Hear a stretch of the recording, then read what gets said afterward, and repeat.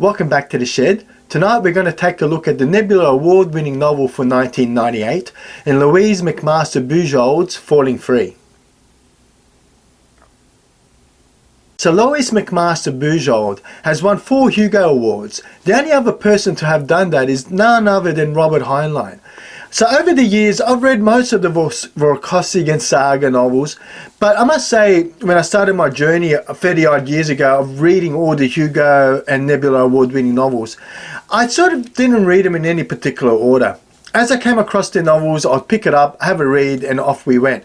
And I must say, that was not the best way to really enjoy this great series.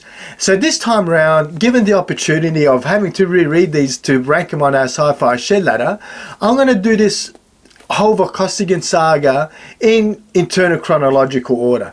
Now, the first novel that comes to mind, it was a short story novel, is Dreamweaver's Dilemma, which happened 5 years prior to the war being born, and Falling Free is actually set 200 years prior to Vor's parents being alive and conceiving Vor. And for those of you who don't know who Vor is the main protagonist in this Vorkosigan Saga that Lois McMaster Bujold, what a tongue twister, I might just call her Lois for the rest of the video.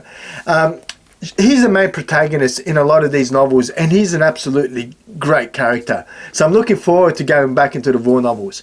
So what I'd like to do with the second of the Vorkosigan Saga novels in internal chronological order, I'd like to provide a quick plot overview, talk to what I liked, what I didn't like. I'll make some recommendations, we'll put it to the memory test, and we'll rank it on our ever-growing sci-fi shed ladder. So the novel tells the story of these genetically modified children called the Quaddies. And they're called the Quaddies because instead of having 2 arms and 2 legs, they've got 2 arms and an additional set of arms where their legs would expect it to be. And they've been genetically modified to cope with zero gravity conditions because their employer and the creator has basically gene spliced and modified them to be able to work in these conditions to maximize their profits. Leo Graff is the main protagonist in the novel, and he's just been invited to come to this galactic satellite zero gravity environment to teach the Quaddies how to weld, because he's this safety inspector and he's got some very strong skills when it comes, and years of experience. So he's been asked to come in, teach these young children, really they really are children, the intricate requirements of drilling and looking for faults. Now Leo soon realizes that these children are pretty special. They've got some really wonderful skills, and they're just wonderfully human at that as well. What we have is the main antagonist of the story, who's this really arrogant, annoying, obnoxious middle manager type person who is just looking out for himself. He will do anything to climb the corporate ladder and really doesn't have any real qualms when it comes to common human decency. And it doesn't take long for us to realize that the Quaddies, although unique, there's always advancements in technologies that could threaten just how unique and specialized these Quaddies are. So what we learn about the Quaddies is that they literally have no legal status. They're not considered to be alive due to some weird loopholes in location that Galactic has decided to put these Quaddies in. So they've got no legal status. They're not even considered alive. And when some interesting technology changes happen overnight, it threatens the value proposition that these Quaddies bring to Galactic. So now we have Vanetta, this manager there, who's very he has literally no scruples. And what decisions will he make when it comes to these Quaddies? Do they deserve the human rights we all take for granted in some of these first world countries? And what will Leo do about this? What will his role be, having witnessed the creativity and the intelligence of these Quaddies? What will his outcomes be? What will he do to sort of support these Quaddies, or will he take turns and support his employer for all the benefits that he's actually getting today? So all is to be revealed in this wonderful little novel called Falling Free. So what did I like? Look, I just mentioned that this is a small little novel, but it's actually over 300 pages, just over 300 pages, which really talks to one of the things that I really enjoyed in the novel. I thought the pacing throughout was really good. I just thought there was always something new, something always happening, and I got just as much information as I wanted to. Now, one thing that I'll mention is that Lois, her father was actually an engineer, and he was a welder or test engineer of sorts. He was quite famous himself, and it was interesting to note that she obviously, was living under that shadow. And there is a fair bit of science in here that makes it believable, but I wouldn't necessarily call it hard science, but believable science. So you get some really good insights into this welding process and the methodology that these test engineers use. So I did enjoy that. But again, because of the pacing was so good, I didn't find myself bogged down in this information dump. And I liked the action scenes. I thought they were fast moving, they didn't drag on, and they gave me just enough information to fully enjoy this novel. And I'd have to say, I read this almost in record time, this 305 page novel. So I did really thoroughly enjoy the pacing. Now, one of the things that I think I've really enjoyed over the years with Lois's writing is her characters. Her characters, I think, are just wonderful. I mean, you have the primary characters which you almost immediately, and I'm speaking generally for the Vorkosigan Saga, you have the main protagonist that you almost immediately love and you want to just continue reading more about that individual. But I think it's the same of every character, and I'd have to say it was the same with this novel as well. You have your primary characters and your secondary characters, and I've got to say that you fall in love with all of them. I really did enjoy the quaddies. I thought they were just awesome.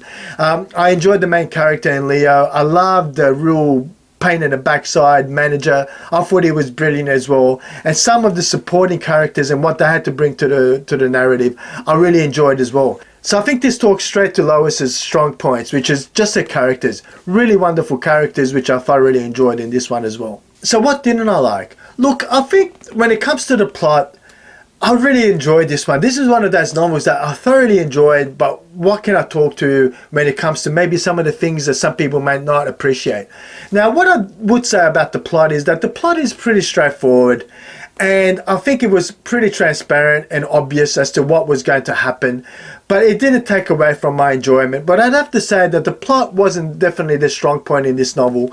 There were no real significant twists or turns. It was pretty straightforward right from the get-go as to what would happen. But I think that, for me, was not necessarily a negative in this novel, because I think the plot just helped you understand those characters and you wanted the outcome that we get in this novel, which I thought was good as well. But I'd have to say, yeah, the plot was a little bit weak. The other thing that I would say is that even though I really loved the characters, they were pretty simple as well, right? In the sense that, we had Leo, who was a good guy, and he was always going to be the good guy. We had Van Atta, the villain of this large galactic company, who just had to exploit these quaddies, and he was always going to be the bad guy. We have several other characters in the quaddies that were nice, and, they really showed the humanity of these quaddies, but they were all, again, just what you'd expect them to be.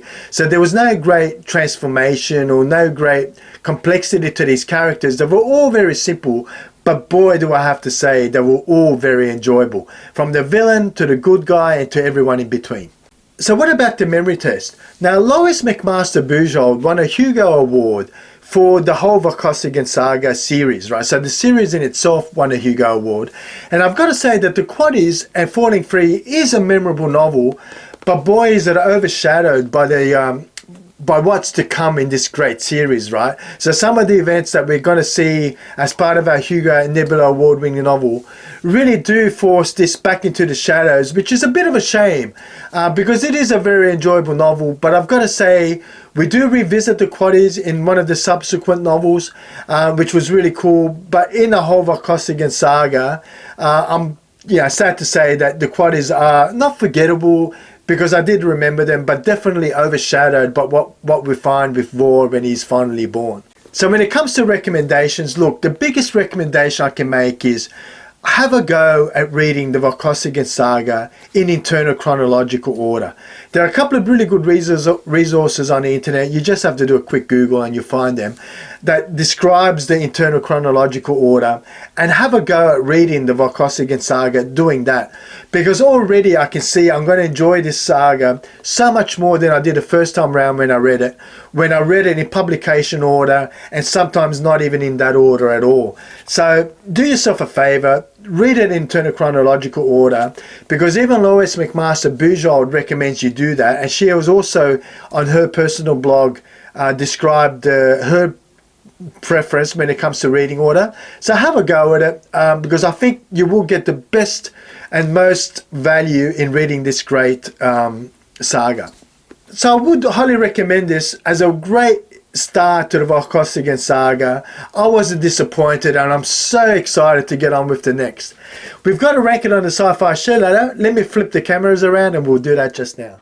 So back to the share ladder, ranking tonight's Nebula Award-winning novel from 1998, Falling Free by Lois McMaster Bujold. Now this middle section was getting pretty tight, so I've sort of spread them out a little. I haven't changed the ranking orders at all, and I put them in the description, the complete ranking order in the description, so you can see better what's going on here. And where I think I'm going to start is somewhere in the middle of the board, because that's what my gut instinct tells me without doing any real analysis of my input criteria, that this novel is somewhere in a bunch. Now, I'm going to say, get straight to it today, and Falling Free, I'm going to rank just above Red Mars. The main differentiator between the two novels, they're very completely different type of novel altogether, right? So when I look at my input criteria, I look at things like the concept, how well was it executed, how strong is the concept. I look at the characters, I look at the writing, I look at the ending, how satisfying was the ending, and I put my full criteria down below.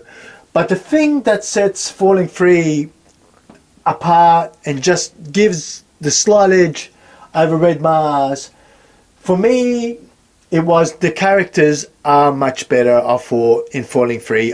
They are very likable characters and very hateable characters as well. So I thought the characters were just wonderful. So I gave the slight tip to Falling Free for the characters, and it also got another half point because of the ending. I thoroughly enjoyed the ending in this novel in Falling Free, where I can't say the same for Red Mars. Like I said in my previous video, Red Mars was a little bit lackluster. The final chapters didn't quite have the impact I was hoping to get in what is otherwise a wonderful novel.